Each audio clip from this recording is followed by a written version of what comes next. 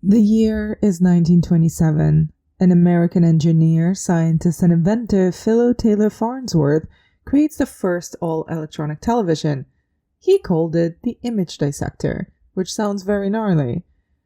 And the same year, German director Fritz Lang released his science fiction monumental film, Metropolis.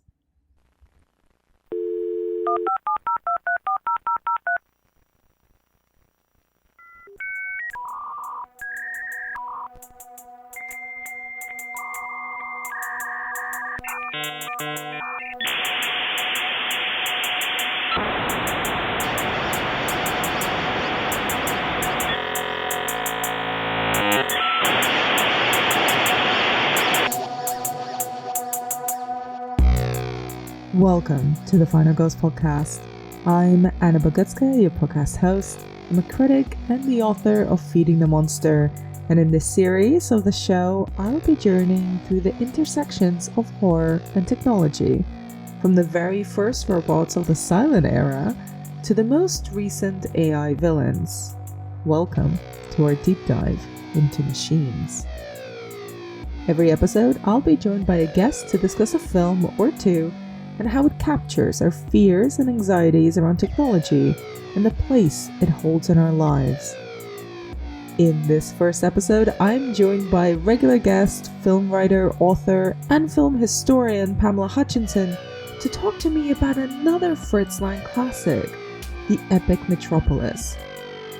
You might recognize the imagery of Metropolis, especially the figure of the robot, the Maschinenmensch, which was the first representation of a humanoid robot on screen and has inspired everything from Kraftwerk and Janelle Monáe albums to outfits worn by Beyoncé, Lady Gaga, and Zendaya.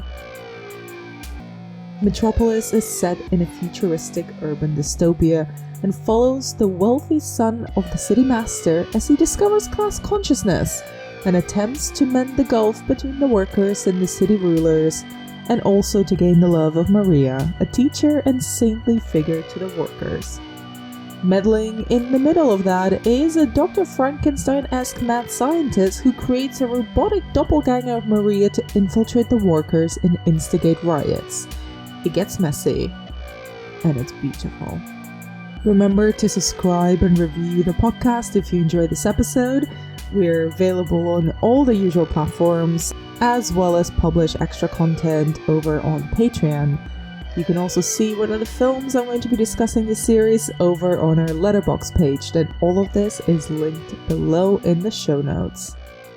And with all that said, please enjoy our take on Metropolis.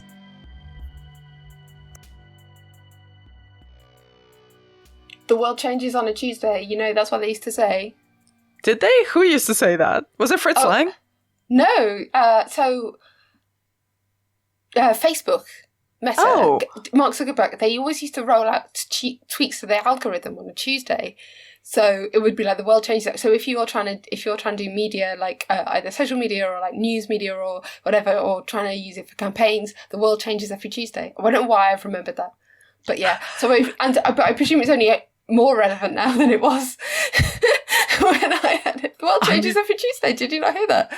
I've never heard that, but I love that. It's probably so out of date. Like, even my tech knowledge is more suited to 1927. But yeah, it used to be the world changes every Tuesday, and I used to think, I'm going to write that down. I like that. I do think that the week starts on a Tuesday, so I prefer that. Okay. Yeah. Well, when I left court today, I was like Nicole Kidman, I was like, yay, I'm free. I hope so. I don't know. I might get called in tomorrow, but let's not jinx it. I don't want that to happen to you. Thank you. You're kind, and it's much appreciated. I do not wish that for you. It's been too long already. I did too. I think 2 is more than most people do. Yes. Yeah. I have done 0. Exactly. And you don't have to unless you decide to, become a citizen. And I can't imagine why you would. If I'm allowed to become a citizen. And I thought you got 2 perfectly good countries in it. Like, you don't want one of ours as well. Well, maybe. I do like to hoard things, so maybe I can hoard countries as well. Yeah, no, I mean, we would like it because you would only make the place better. Oh, that is very kind and very untrue. Not untrue. I never lie. That is true. You're one of the most truthful people I've ever met. That's so bizarre. I mean, because you don't know, I could be lying constantly. My name might really be Patricia, you know. But one thing we do know to be true is that you are my official Fritz Lang correspondent. I love it. I love it. I love the Lang. I think it is possibly one of the best job titles that has ever existed. Well, I think anyone called Fritz just is great. And the monocle, you know, there's a lot to dig into with Fritz Lang. There's so much, but I have to ask. I don't know why I've not done this myself, but have you ever actually dressed up as Fritz Lang for like a Halloween party or anything? I'm just going to answer that with 2 words. Not yet. I love it. Because it suddenly occurs to me it might be excellent. And I think I've got the figure for it. The important part is the monocle. The monocle is, I do covet the monocle. The eye man, as they used to call him. Like, I like the idea of, and it's one of those things like, not all film directors have a signature look. Yes, it's like Nicholas Ray and his eye patch, Fritz Lang and his monocle. Mm-hmm. We miss that. Yeah, I mean, often it's like the beard and a baseball cap thing. One great thing you can say about the rise in numbers of female film directors, much better at having a signature look. Very true. Who's your favorite signature look? Who's my favorite signature look? Oh, I mean, I'm so the most predictable person. I just like everything Greta Gerwig wears and does. I was thinking of her as well. I see her like a slightly oversized jacket with something really girly. Just she combines things. Well, it's the pink romper. The pink romper is good. Yeah, the pink romper that you wore in the set of Barbie every day because it was just easy. That's true. I mean, going to work as a film director in a boiler suit, she needed to work. And she wanted to bounce, didn't she? She wanted to... No, but, you know, to get everyone G'd up. Like, And I don't think... I mean, we know that Fritz Lang did not necessarily make people feel happy. So, if I had to dress as a film director, a pink boiler suit would be much better. But I could channel my inner Lang. Well, what about both? Pink boiler suit and a monocle. I've come as Fritz Gerwig. Yes, exactly. It kind of goes. I can see it. That kind of works. Fritz and Gerwig. When you and I have our film director mashup costume party, where people have to come as 2 film directors at once. That could definitely work. I want to be like Lois Weber and Coralie Farget at the same time. Oh, yes. Or Alma Harrell and Nicholas Ray. Yes. I can see that. Yeah. Oh, dear. Anyway. But we've already started with the digressions and it's only been 2 minutes. Right, okay, so the thing about this is it's not meant to be fun, it's meant to be business. So business can be fun and this is meant to be both. It's meant to be business and fun. It's fun for us and it's fun for the listeners. And if he were still alive, I bet it would also be fun for Fritz Lang, even though he hated all of the films after he finished them. Yeah, and this one in particular. But, you know, it's interesting, obviously, Metropolis is very much a film that knows when it's having fun and when it's business. And we just need to know how high up you are. Like, what's the altitude? You know, whether you're allowed to be enjoying yourself or not. I want to know what you think are the moments where it's having fun. But before we get to that, you know me, you know I like to have a question that I warm up my guests with, that is in theme with the overall series. And for this occasion, since I'm going to spend the next few months talking about robots, talking about technology going wrong, talking about, you know, AI and, you know, killer machines. Tell me, what was the first piece of technology that you remember owning? This is such a good question. And I really, you know, I immediately thought, I'm going to get this wrong. And I was trying to work out what it was. And I was thinking of something that I really coveted and I did get and I loved. And I had various iterations of it since. And I still miss it. It would be a tape player, a cassette player, stereo radio. Because to me, the idea that you could play your own songs in your own room, quiet, like not have to share with the whole family was amazing. But I realised that you could tape things off the radio too. And, you know, make your own tapes And I love an interactive thing. I never was into video games, not of any kind. So I'd never had techie toys, but I mean, basically my brother and I used to create our own podcasts, basically when we were kids. But I've always thought, if the song's on the radio, I'll tape it and then I'll listen to it like approximately 87 times. Spotify doesn't hit the same way to me. I want it to crunch off and on. And I love a tape-based media. I just do. I love that. Yeah. That's very sweet. Although I have to say, it may be because I'm primed for horror films and primed for technology going wrong, and that is very much the overarching theme of this season. I immediately thought of ways that a tape recorder or a cassette player can turn against you. Yeah, well, I mean, I am also of the age where VHS was very much important to me when I was getting into films, and I've actually written my most recent column on like getting into David Lynch and how VHS was so important to that. And you just think immediately someone will be like, and then The Ring came to get you, and it's like, yeah, but I watched that film on DVD because I was an early adopter, so don't worry, I'm safe. But yeah, I can't think of David Lynch without thinking of VHS. And just generally all of my the first time I watched a good art film, the first time I watched Citizen Kane, is all VHS. So I'm a tape girl. I'm a tape head. I love that. But so what about the first time you watched Metropolis? I feel like this is a film where the imagery of it and the enormity of it probably comes before you even see it, to the point where I wonder this for myself as well before revisiting it, and I wonder for the listeners too, if how many people have actually seen Metropolis that think they have seen Metropolis but haven't. Yeah, I mean, the images are already out there. So it was definitely one of those films which I watched for the first time as a student on VHS from the Modern Languages Library. But I was like, oh, I've seen this, and I've seen more of it than I thought I had, because I think at some point I must have seen so many clips of the Giorgio Moroder version from the 80s because of the pop videos. And so it was interesting to me to see those images sort of standing alone, sort of have a pure access to those. And yet, of course, I mean, this is the thing. I want to say that I saw it when I was a student. I saw the images. I saw Metropolis. I didn't necessarily watch it in a way because at that point it wasn't the complete version. It still isn't quite complete, but I used to think, oh, this film looks amazing, but it doesn't really make sense. You need some external information. So yeah. I've always thought of it as a succession of amazing images. To me, it's much more of a narrative now. It's been restored. We might get onto that, obviously, but it was a moment of awe and shock tinged with familiarity. I think awe is the word that I was thinking about a lot when I rewatched it.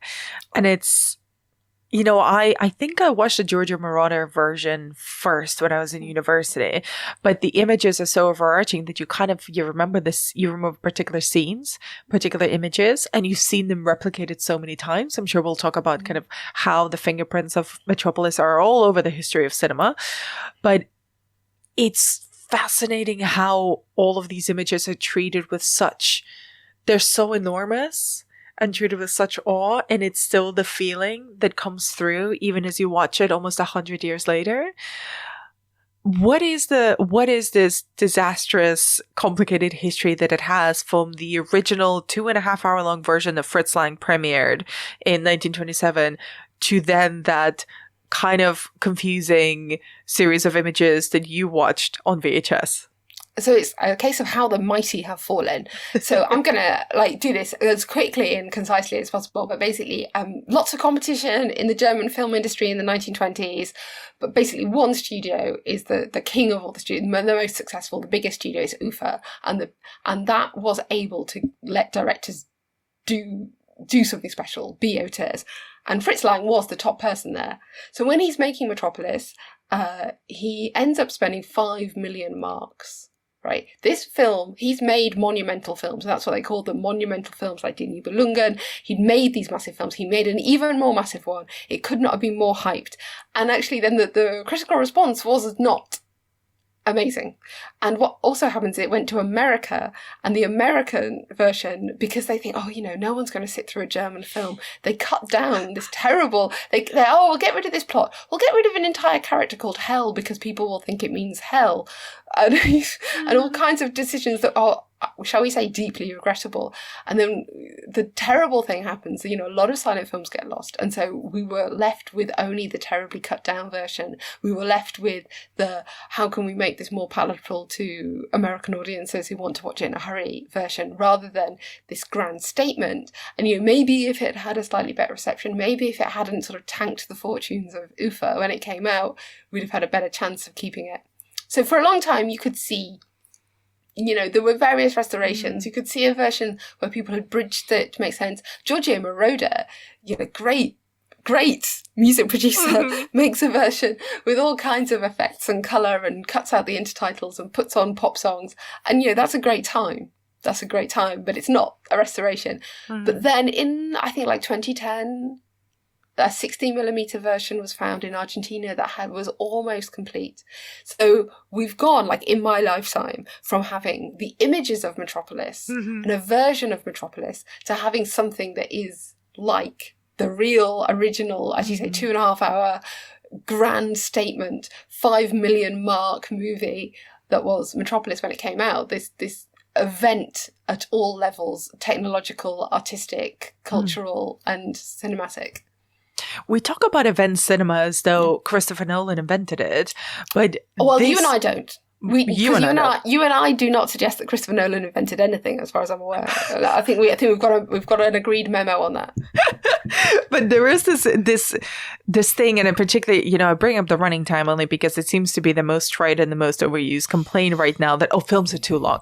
Everything is 3 hours, everything is 2.5 hours. I'm like, these people need to watch Metropolis because this is probably, arguably one of the big event moments in cinema. But I wonder if what is the moment in time when a film like Metropolis arrives? My apologies. What was science fiction in silent film, or where was German film when something like this behemoth of a film, of vision and budget and extras and ambition lands in cinemas in Berlin? Well, it's really interesting to think about, as you say, that's a 2-part question. In 1920s Germany, oh my God, so many great films being made. Let's talk for 17 hours. But for example, Fritz Lang at UFA has made and has been very, had received great acclaim for making Die Nibelungen, which is the 2-part, epic, very long film based on this fantasy poem. And it's a kind of national epic and national myth-making. People liked that. They really liked that. When it comes to science fiction stories, it's quite hard to summarise what was going on with science fiction. It wasn't necessarily a strong mainstream genre. There are a lot of films about alien worlds and about space travel. There's a great Soviet film called Elita, Queen of Mars, which is about travelling to Mars. And, that comes up. There's a German expressionist film called Algol about a kind of alien source of power. But, I think... and there's obviously all the trick films, and you have Georges Méliès's A Trip to the Moon and so on from the very early period. But what most often you'd consider science fiction is a lot of variations of the Frankenstein story. So you've got Frankenstein was adapted, Jekyll and Hyde, again with the kind of crazed scientist creating some kind of monstrous being. You've got things like the Golem, that story being told again and again. There was a serial called Homunculus that was a big influence on Fritz Lang.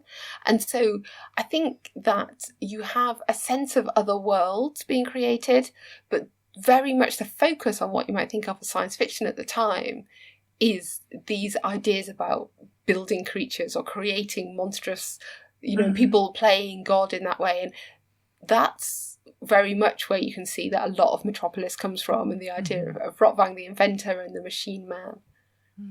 And what do you think, what's interesting too, I guess, is in this film arrives and it paints a future that is very, we think of it as dystopian or as the present, really. It's kind of depressing watching Metropolis in 2025 and thinking, it's not far off, is it? We don't have the flying cars, but other than that, it's pretty spot on. And I was really counting on those flying cars. Yeah. What do you think of the image of the future that Metropolis paints?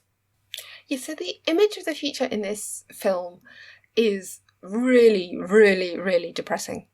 And it's like an exaggeration of the social ills that people already thought were present. In Weimar Germany, there was a lot of poverty and a lot of extreme wealth as well. And so you see with quite a lot of dystopians, you only exaggerate those differences.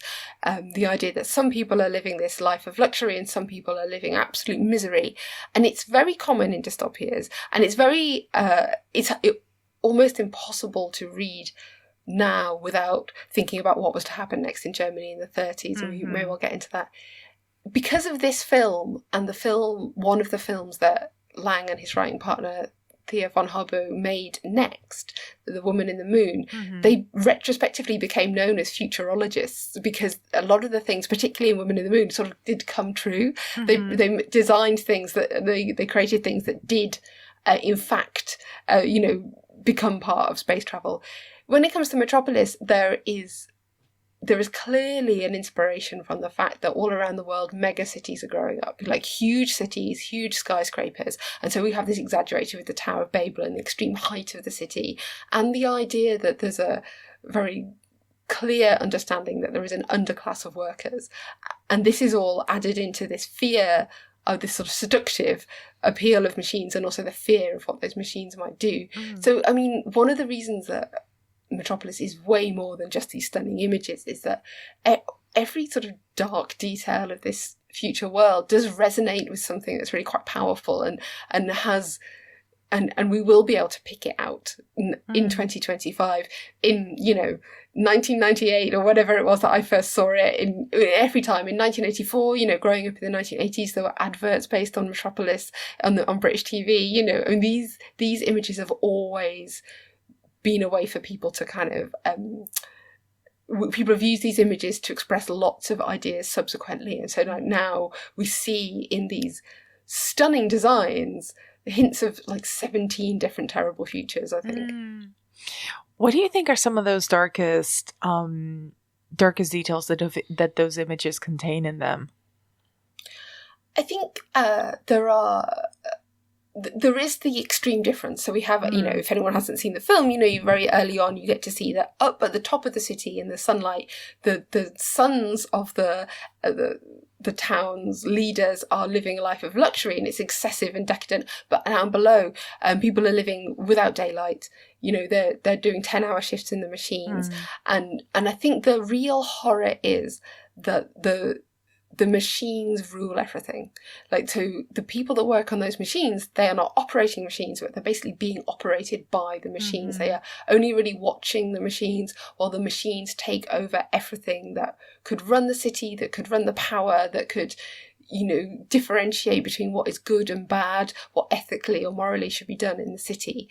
And when one of our, the protagonist looks at the machine, it's horrific in itself, and then it overlays this vision that he has of Moloch, the sort of biblical, the child sacrifice god. He immediately sees this, and the film constantly refers to the Bible, says like, this is what was seen.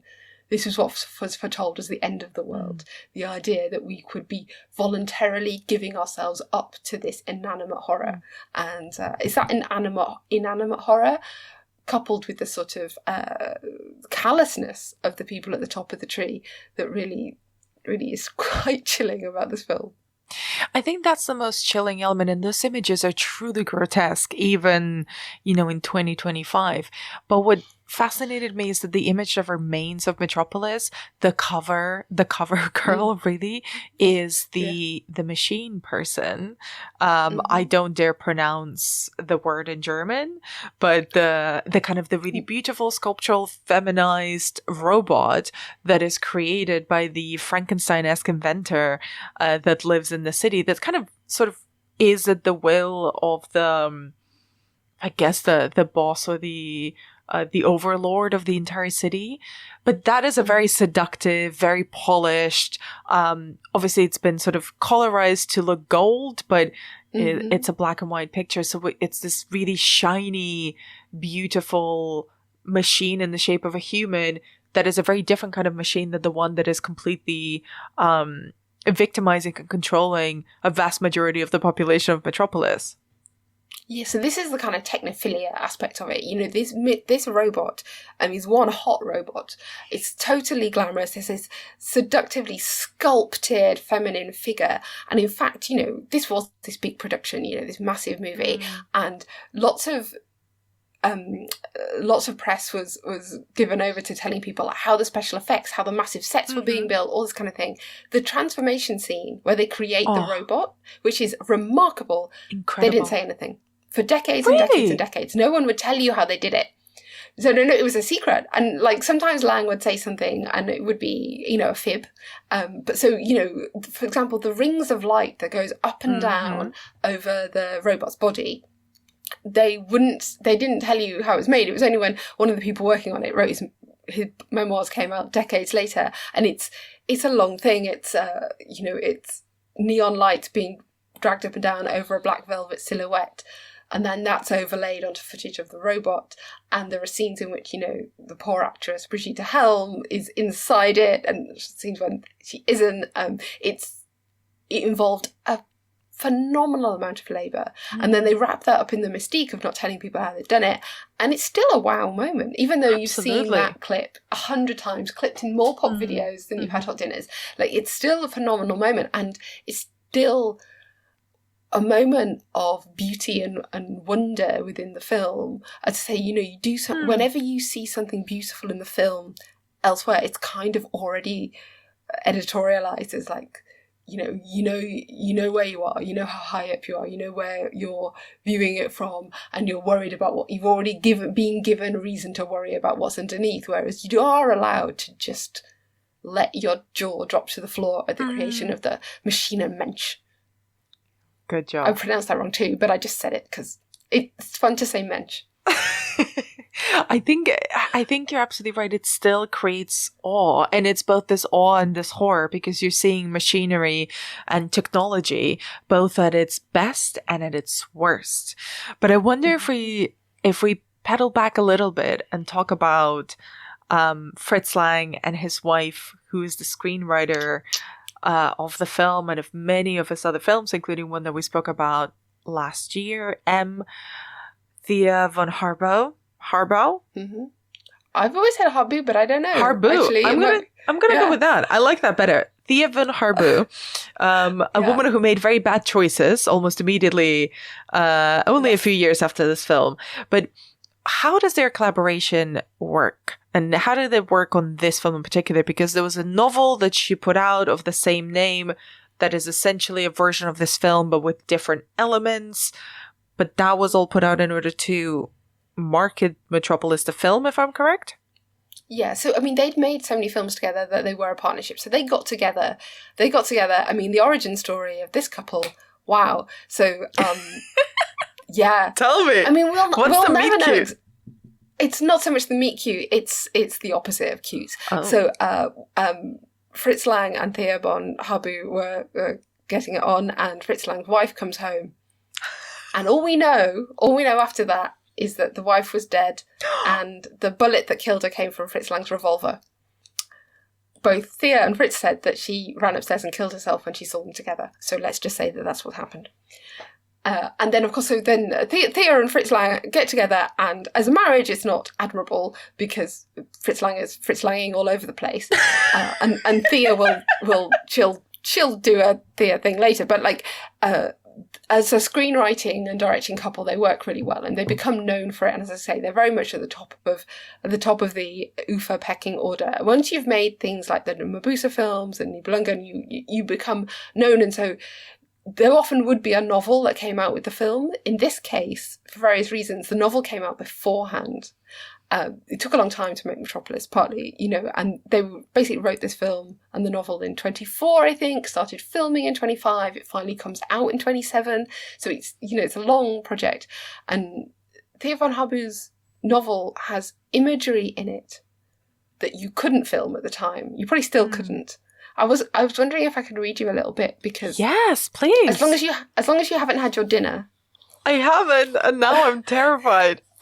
Okay, so this is describing the machines and the machines where the men are working on them. Mm-hmm. And it says, the machine having neither head nor brain, with the tension of its watchman's watchfulness, sucks and sucks out the brain from the paralysed skull of the watchman, and does not stay, and sucks and does not stay until a being is hanging to the sucked-out skull, no longer a man, and not yet a machine, pumped dry, hollowed out, used up, and the machine which has sucked out and gulped down the spinal marrow and brain of the man, and has wiped out the hollows in his skull with the soft, long tongue of its soft, long hissing, the machine gleams in its silver velvet radiance, anointed with oil, beautiful, infallible.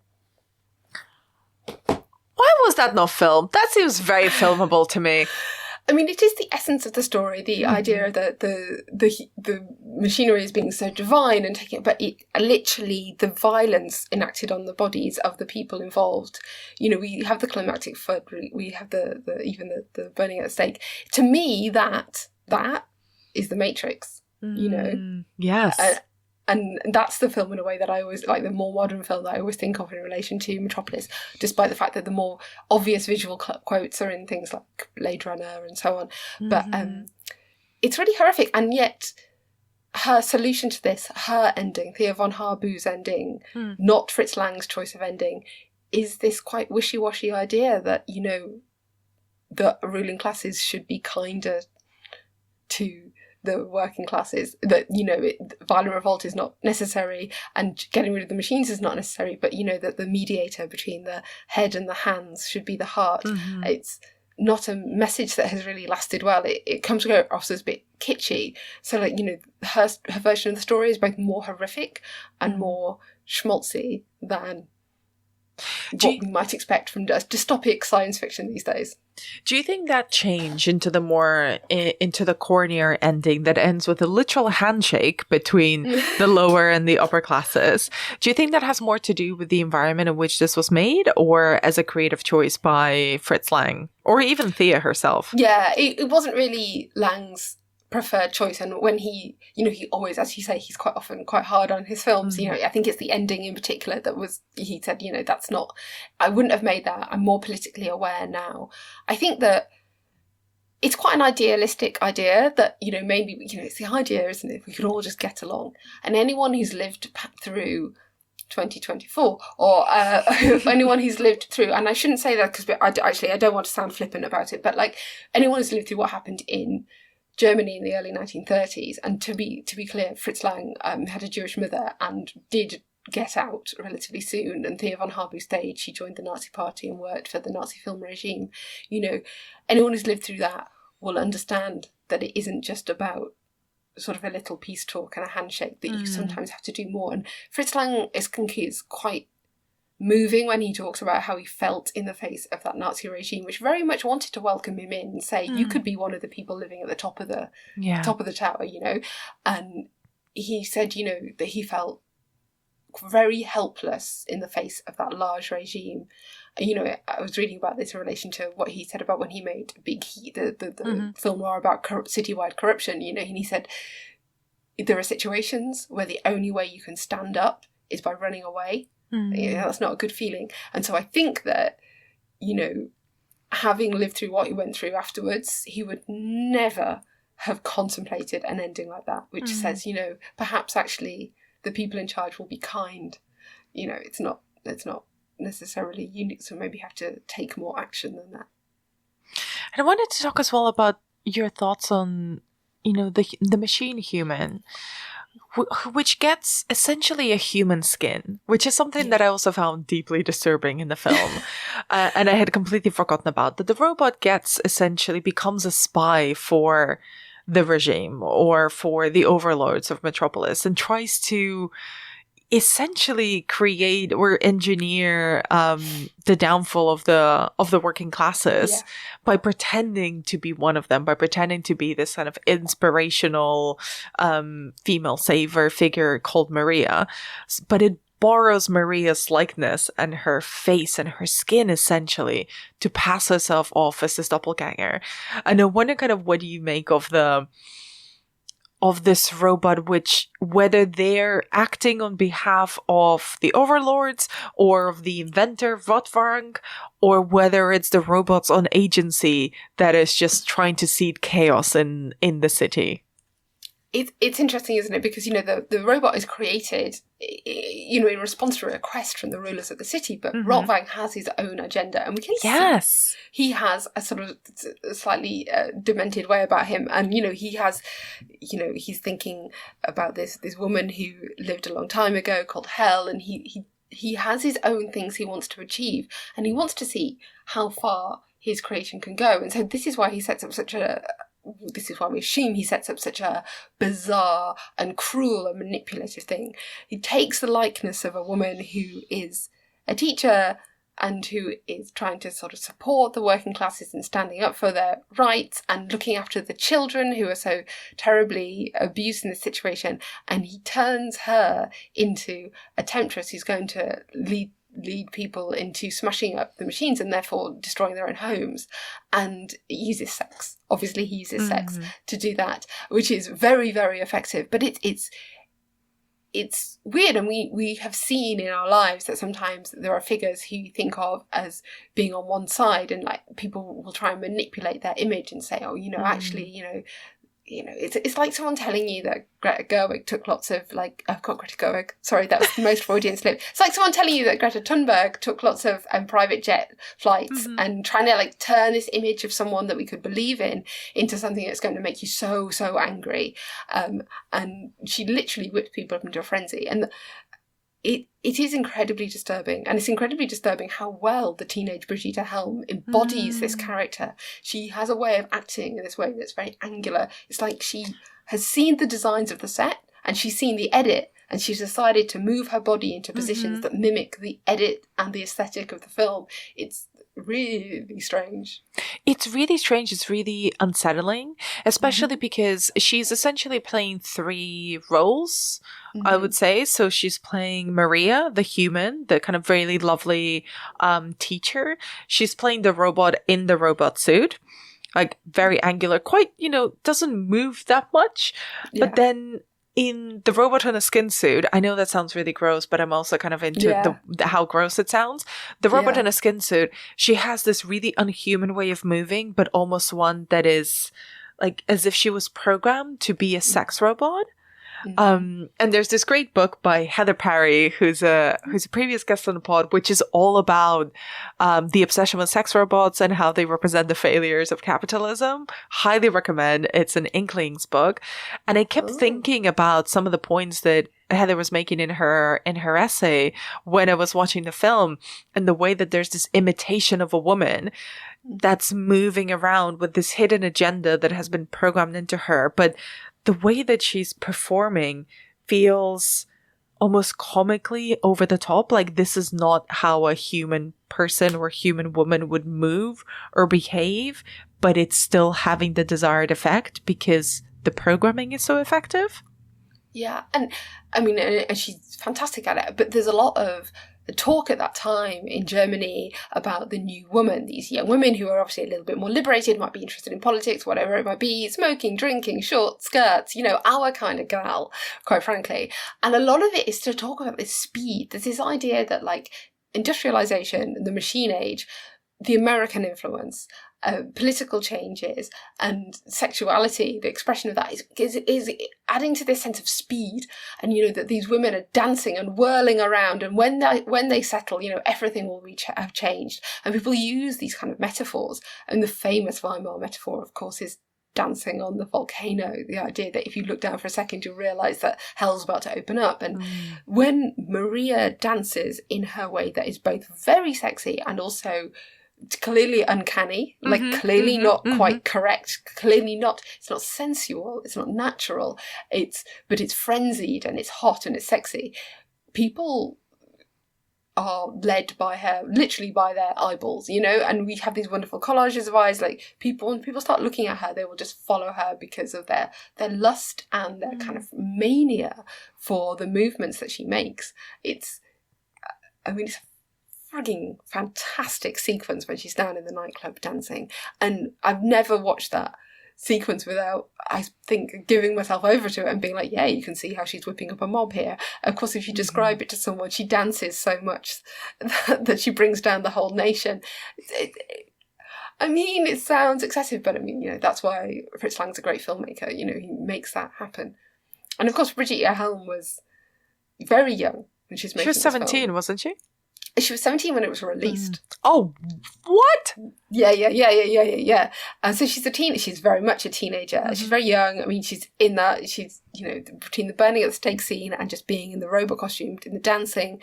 And interesting thing about her and thinking about her in relation to this creation that they have, this idea they create this woman, is that she signed a contract with UFA, a 10-year contract, because she made Metropolis, and 10 years later she resigned. She didn't renew it. She went off to marry a rich man and live in Switzerland. She made some fantastic films in that period, but it's like it never once entered her head that she would continue. She just fulfilled her terms of her contract and went off to live her best life and to get away from the Nazi regime in Germany, but also the film industry. She did what she had to do and she went. I highly recommend pretty much watching any Brigitte Helm film. You'll get much more of a sense of her as an actress in her later work because she's not playing a robot. But her ability to create these odd movements and angles with her body, where she's both giving an emotional performance when she's being sort of the natural school teacher character and also angling herself so she looks like part of this modernist design. Amazing. She has the most tremendous face. She does. And where do you see the influence of not just the design of the machine human, but also the movements, Brigitte Helm's performance in subsequent portrayals of robots, or I guess androids, robots in skin suits? Robots in skin suits, which is a great way to describe it when you think about like Daryl Hannah malfunctioning in Blade Runner. Yes. I mean, it's that interesting idea where you can say, like, this is a human woman, and, we are going to see her quite naked, but, like, it's the movements that'll give it away. It's the movement, and that's where the uncanny element, I think, comes in. The design of the robot is so interesting because it became quite a popular design, and, obviously, if you look at something really wholesome and innocent, like C-3PO in Star Wars, just like Metropolis, but also, I mean, haute couture, endlessly referencing the kind of body contours and exaggerated shoulder pieces and so forth, and like it's a very sexual thing. I mean, it's Madonna's cone bra and everything in between. Zendaya's Dune, red carpet, yeah. You'll never go wrong. I mean, Monet is obviously like worn it and used Metropolis in so many different ways, and it is like a really attractive look. But I think, that performance style, that's really interesting. It's like a little bit more Cole and jerky movements, like Cole around her eyes. I mean, and you transform her from being, playing a human to playing a robot. And yet there's always a bit of a, what's the word I'm looking for? Like an overlap. You can see both in both. And it's a terrifying thing that you might not know who someone really is, and which is actually at the heart of quite a lot of like technophobia and technofear, which is the idea that people are going to be, I mean, it's something that's very much, feeding into our current concerns. You might be a beautiful middle-aged French woman and you might be convinced that Brad Pitt is videoing you, and once you send him all your money, people can, with technology, people can pretend to be someone who they really are not. And even just, the fear of like a phone call when that's a new technology can make you realise that, you can't trust the evidence that you would normally trust. And you can't trust a human voice, you can't trust a human face anymore, and not even those movements. So that very slight jerkiness, I was instantly thinking of even things like AI, the Steven Spielberg film that was based on an unfinished Kubrick project. Blade Runner obviously comes to mind, but even very recent films like Companion, which is a horror film that literally has just been released.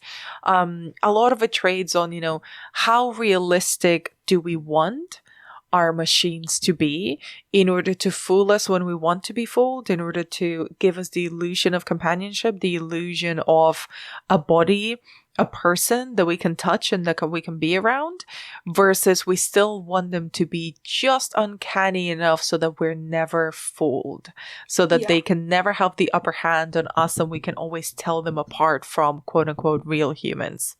And let's be absolutely clear. If we were to have this conversation for a long, long time, 9 out of 10 examples that we come up with are going to be women, obviously. Yes. And that's because of just like internalized patriarchal thinking, which is that, you know, men are subjects who are thinking living beings and women are objects in some way. You know, Brigitte Helm's character in this film, you know, she's either the virtuous love interest for our protagonist who's going to learn to be a better rich man, you know, a better patriarch, or she's a sex object. You know, these are the two sort of choices that you have, and she's being manipulated by other people. And it's like from the Stepford Wives onto your sex bot in Companion, it's the idea that like it might be possible to replace a woman with an object. An almost woman. An almost woman, you know, because they're only really more an object than a subject anyway. And it's a deeply sexist idea that we have, you know, taken on board in so many ways. I mean, you know, you can't blame one writer or filmmaker for coming up with that one. It's an idea. It comes up again and again and again. Not so many sex bots that are male. Wasn't there that film? Was there like a rom-com about she falls in love with a man and it's a robot? Well, there was one done by Susan Seidelman in the 90s called Building Mr. Right, where John Malkovich was the sex robot. Hello, interesting. Yes. There's one more recently. Was it Toby Stevens or something? I don't know. We'd have to look that up. Yeah, more. Yeah. Well, there's all the robots and androids, hosts, I think is the name that they're using in Westworld, both the series as well. Yul Brynner in the original 70s film as well. And I think the jerkiness of movements is something that Yul Brynner really continues with in the film. Some actors are better at giving an impression of the uncanny than others, yes. You know. And if you look at actually some of Brigitte Helm's other roles in a film called Al Rauno, she made 2 versions of, and things like she made L'Atlantide, where she plays a kind of underground sex goddess. I mean, yeah, you would watch, wouldn't you? You know, she's quite good at playing characters that are something more than or less than human, who, you know, might be a figment of your imagination in some way. And we haven't really talked about Rottwang, the inventor character. And I kind of want to get your take on it, because forgive me if I misunderstood the plot of Metropolis, but isn't he also supposed to be the secret father of the protagonist, who is allegedly the son of the overlord of Metropolis? There's there's an implication that he really loved her mother more. Yes, and that's the subplot that obviously the Americans weren't allowed, because her name was Hell. I didn't confuse them. But yes, the idea, I think it's very much this idea. He's quite a sort of wild and hinged character, and we've seen this type of the sort of crazed inventor. And I'm going to reference the classics. So we have Victor Frankenstein, and of course we have Back to the Future. You know, the two main science fiction the two main science fiction poles of excellence, and giving away my age again and again and again. You know, it's the idea that, you know, you as the ruler of society, as a government, as a regime, might think that you can use science, but science actually has its way of going rogue. Now, for example, if I were trying to become president of a large country, and I might think I might get the CEO of a massive tech firm on board, I think I might find out that CEO of that tech firm might start having his own ideas as soon as I give him a bit of power. So just a little bit of advice for my friends across the pond there, but like, you know, it is an idea that the scientist with too much power is going to play God. And in this case, with both political and personal motives that, as you quite rightly say, are quite confused in the film. They're confused, but they're quite perverse, because you know the Frankenstein figure, you know, as the classic example of a scientist who gets too close to the sun and places too much self-importance on his intelligence and on and what he can possibly achieve as a test almost for himself. Whereas here, the technology isn't that much of a difficulty for Rottwang. It's like, how much can he fuck up everyone else's business is what he wants to experiment with. Because once everything starts going sideways and actually possibly going according to someone's plan, he kind of disappears, doesn't he? Yeah, I mean, he is Skynet. He's the idea that, you know, if you respect technology too much, if you worship it, it will take over. And that's why he'll take over whatever his motivations are. You know, he's that symbol of the technology that has a mind of its own. Like, it sucks out the skulls of the workers, but you don't care about that because they're only the workers. But then it comes to like really wreak havoc in society. It starts damaging other things that you thought you had under control. And he's the rogue factor in the perfect society that appears to have been designed to please the people that rule it. They have sports, lectures, and also sex on tap in their forests up at the top, and the workers just suffer underneath, and they never have to see them. That's too far away, and that's how rich people are. They just, as long as they don't see the poor people, it's fine. And then but to make that happen, you have to encounter both the vagaries of the scientific impulses and the genius that you think you worship, but has its own ideas. And also, as it turns out with the building Babel, oh God, you do have to sometimes get the workers in. You might sometimes see how difficult it is for them to be building your pyramids.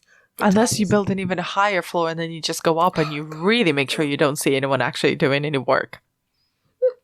No, I mean, it's so transparent, the way that certain people in political regimes live far, far, far above the people, even if their avowed ethos is to be supportive of their populace, to be, say, deeply nationalistic, and therefore sort of romanticize the people and hold them up as examples. They don't actually want to have anything to do with them. And once you distance yourself from people in that way, that's when you can do monstrous things with machines and people, and make machines that kill people. And again, don't need to tell you about the parallels with what was about to happen in Germany following the release of this film. And it sounds sometimes to keep coming back to things like that quite excessive, but it's not at all. These are the plans. And lots of people were watching this film. Some of them were about to espouse those views. One of the people that made this film, at least, was about to espouse those views. And you can do terrible things to people when you dehumanize them. And this is a film about the idea that if you worship machines so much, you will dehumanize actual people. You make the difference so great. And it's really horrific. It's entirely a horror film. I don't need to tell you that. I completely agree. I was doubting myself before rewatching it, but I think the way that it conveys that message as well, entirely visually, but with sets and with images that communicate so loudly and so profoundly, and I think reach down into your throat to really grasp it kind of from the inside out. I know I'm following your lead on the grotesque imagery, but that's how it felt watching Metropolis, and perhaps it's kind of informed by the constant sense of impotent anxiety that we might all be feeling when we look at the way that that we do not recognize the world. Sometimes there's a logic that goes behind the destruction of systems and processes and institutions that we're seeing be carried out in slow motion and very quickly at the same time. But watching Metropolis, you kind of just thought, oh wow, this was it. This was it just before. Yeah. This is how we viewed it. And like, terror is present in the film. I mean, there's points where they're saying you should be more scared, the flood's coming. But I think people will think of the film in relation to the towering, gleaming designs, those wonderful like aerial travel ways and things like that. The kind of thing that Megalopolis feeds off of, and all that kind of thing. But down in the cavern, in the tunnels, when the camera follows Brigitte Helm and she's running for her life and she's terrified, that's just a terrifying unchained camera Weimar horror shot. And there's a point where the camera is like swinging towards them when they're panicking, when the flood is coming. And these are moments of like quite visceral terror that are encapsulated in this. There's the things that are directly related to the machines, like when our protagonist is like trying to man the machine and he like cannot believe he can't keep up with it. But there are those moments that are just sort of wide-eyed fear and realization that the world has spun completely out of control. I mean, that's partly why the ending doesn't satisfy us, because we can see how flimsy the lines of sanity in this scenario are. Oh, yeah. And do you know what? I will be completely honest. I've seen this film so many times, and yeah, no, this is not for the, obviously, I've had quite a week, and I sat down to watch it last night thinking, must watch Metropolis, and my jaw just fell to the floor completely. I just, yet again, it knocked my socks off. I can't tell you how many times I've seen it, but having a little break, and sometimes even thinking, I'll just watch that to remind myself of the plot. Still never follow the plot, Anna. I just don't care what plots. The pictures, though, whoa! Had to hug the cat. And after they were done, we talked a little bit about the way that this was not received very well by the critics, neither in Germany nor in the States, where they butchered it. Some people who got it, but there's always people who get it. There was an idea generally in Germany that this was just cold Americanism. If you make an epic film and it's a nation-building story like Nibelungen, fine. But if you make an epic film and it's about machines, that's not nice. It's not nice. There's nothing nice about this film. Maybe there wasn't nothing. Nice is overrated. Nice is overrated. Nice is always overrated. But where did Fritz Lang and Thea von Harburg go after Metropolis? Or rather, what did they do next? So the next thing they made was Spies, which is like a wicked thriller, like action thriller, spy film. It's very much like all the most fun bits of the Mabuse films, for example. Really good, but not like a crowd-pleasing thing. And then they made The Woman in the Moon, which is the film about a ragtag group of people going to the moon. And it's interesting. It's not one of their better films, except for all the bits about space travel, which are which became uncannily prescient. Even the fact that they had like a countdown for liftoff, which they just came up with, and that's obviously turns out what NASA likes to do. And so he used to get invited to futurology conferences and things like that, because they were like, you invented everything between Metropolis and The Woman in the Moon. And then they make, which as we've discussed is just a cry of horror about how inhuman man can be to man, and how the whole world is full of distrusting, vicious types, and that mob power will bring us down, which is obviously part of Metropolis. So they really make some very, very dark material. They bow out on that very, very dark film. And then obviously Thea von Harburg has her political differences with Lang, and also she has a boyfriend that he finds her in bed with, and the relationship, I think once your wife is both a Nazi and cheating on you, it's a line in the sand. Yeah, I mean, even that's kind of where you have to draw the line, don't you? I mean, one would be enough, but both, that's too much. Yeah. I mean, one of those things is quite hypocritical for him to complain about, but on the other, yes, and it's interesting because these films are so great. Like there's so much here, and I'm a big fan of Fritz Lang films when he gets to Hollywood, but it starts again in a whole different mode, like in a much smaller mode, the film noirs that he makes. This run of films he makes in Germany are just sort of, they're hard to believe, really. There's no one quite going as big as he is. Even Hollywood really isn't going as big in these directions. Yeah, there's a reason we called them monumental films. Where do you think, I mean, we've spoken about them across fashion, the images, the design of the machine human, the influence on space travel, even to a degree. But where do you see the fingerprints of Metropolis the most in film? I think it's quite interesting. There's so much technology in this film, and so one obvious example that's relatively soon afterwards is Modern Times, the Charlie Chaplin film. Which is about a workers' revolution, and it's about working in a horrible factory that's very dehumanizing, and it's got some of the same tech that we see in it. But what's really interesting, I think, is that 5 years after that, he makes The Great Dictator, which is the film about Hitler, and he has the most famous speech in film history. And I hesitate to quote the most famous speech in film history, but he talks about machine men with machine hearts, and this idea of the machine age did not go away, and the idea that this wasn't something that we could control. People were in the 20s, they were very anxious about what the next war was going to be like, because they'd already gone through one war that had with tanks, the terrible mechanization of death in that way. Obviously the mechanization of death in the Second World War was just another level, and between the air war and, you know, what was going on the ground, you know, and these anxieties about machines have only got greater. So that film, to me, The Great Dictator, is almost like more of a response to the horrors expressed in Metropolis, because he finds that analogy and he said, this is actually the heart of fascism for me. And sorry to go into a downer, because I could maybe talk about some nice dresses instead, but like, yeah.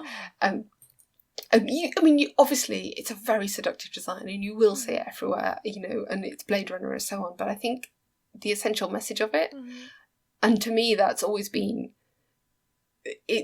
linked to that idea that you have in The Matrix too, which is obviously a film I've loved because I'm exactly that age, you know, with the idea that people are entirely in service to the machines and they're actually incidental, that the machines are now everything and the people are secondary. Ugh. I shouldn't really say ugh on a podcast. It probably will hurt people's ears. Sorry. I mean, it's kind of a depressing but absolutely accurate take on it. I was trying to think as well of films outside of the superficial design elements and the big city elements, you know, everything from Blade Runner, which you mentioned, to Nolan's Batman movies, to The Fifth Element or The Matrix, everything else. Yeah. There's also this element. I was thinking more about contemporary films and how there is almost we've so changed where we are. I mean, it's so evolved where we are in our relationship to machines. Even the word itself seems very factory-esque. It seems very old-fashioned machines. You know, we're not even talking about robots anymore. We're talking about androids. We're talking about cyborgs. There's people who are trying to become cyborgs. They're trying to implant themselves with things and identify as cyborgs. Like, I think it feels so old-fashioned, but that human element, that human, the desire to preserve humanity as opposed to sacrifice it in service of progress with a capital P, but a progress that is like a wave of destruction in order to build a bit more. It kind of reminded me as well of The Brutalist. And bear with me here. No, absolutely. Not necessarily because of the ambitions or the emphasis on architecture and the way that it films buildings, which I think is something that's really difficult to do and to make appealing on the screen. But I think there's something there at the heart of that film that also exists in Metropolis, which is like, all of these great achievements start with humankind. They're still an idea. They still start from an imagination, from an imaginary point. They need human imagination in order to exist, to grow. All of this progress, all of this machinery, all of this design and this technology still needs humankind. And Metropolis has sort of siphoned that away. And The Brutalist is just the constant attempts at destroying the humanity of one man by all of the systems that he encounters. In The Brutalist, for anyone who hasn't seen it, it's about an architect who flees Nazi Germany, lands in America, and every single system and set of processes that he encounters brutalizes him even further. He might have left one war, but now he's entered a system that is essentially designed to demolish any sense of humanity, creativity, or progress that he has within him, despite selling him on that. And I just kept thinking about whether Metropolis and The Brutalist could do, for arguably the longest and most depressing double bill.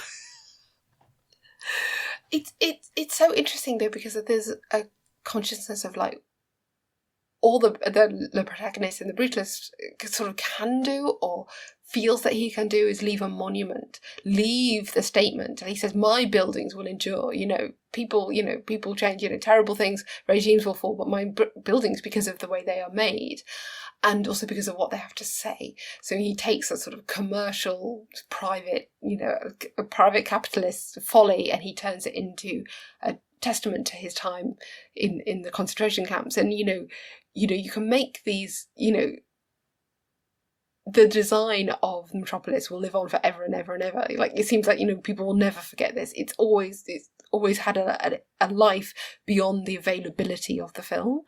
And yet, if you ever look at it, you know, like the buildings in the Brutalist, you ever really look at it, it has the darkest, starkest warnings for society, as you say now, but also at the time, the fears that people had about what was happening in Germany at that time. And, you know, or you can, sometimes, you know, Fritz Lang didn't feel like he could do anything to stop what was happening in his country, but he could make his films that said, you know, we were here and we felt this fear, which is, you know, quite a chilling message, but, you know, people were there and they did feel that fear. And it was very, very real, even when you're making a film that's set in, who knows, centuries to come, based on horror stories from the Bible. You know, you're making a film that says, you know, in 1925 to 1926, you know, this is what we were worried about. I was going to ask you why people should watch it now, but I think you've answered that very beautifully. But also, you know, you should watch it. Like, you want to watch. You know, if you have even clicked on this, you listen to a second of this, if you've seen one image from Metropolis, you want to watch it. You do, don't you? But all I can tell you is that it doesn't disappoint on the promise of those cool images you've seen. Like it really delivers. It delivers a film that is every bit as stunning to look at and every bit as complex and terrifying to experience as you would hope from something that's in your technology horror series. Pamela, thank you so much as always for your expertise and your humor and for rewatching Metropolis for me. Thank you for inviting me on. I'm always a pleasure to talk horror with you. I mean, as my dedicated Fritz Lang correspondent, I would think of no one else. And where can people find more of your work online? Ooh, I think if you find me, if you Google me, but like I'm Pam Hutch, places like Blue Sky and so on, and I am in Sight and Sound every month for the column, and I edit the weekly film bulletin, and I'm just about talking about silent films like people still give a damn. We give a damn. I give a damn. That's why you're the good people, yeah.